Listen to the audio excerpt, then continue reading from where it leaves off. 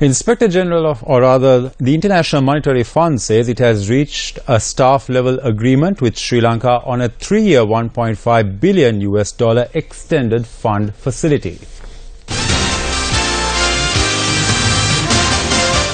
Todd Snyder, IMF mission chief for Sri Lanka, announced that following discussions held between IMF staff and the Sri Lankan authorities during the 2016 spring meetings in Washington, a staff-level agreement was reached on a 3-year program to be supported by the IMF's extended fund facility.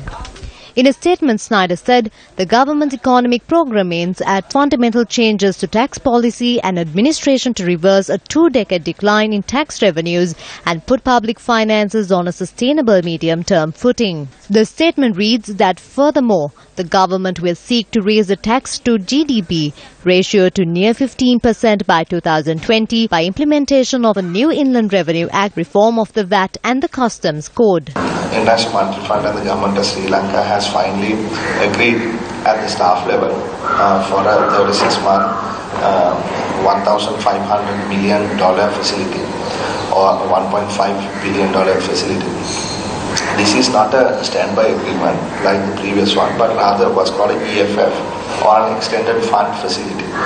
So this is going to help us continue with our structural reform agenda that has been proposed by the Prime Minister in Parliament and is now in the stage of discussion.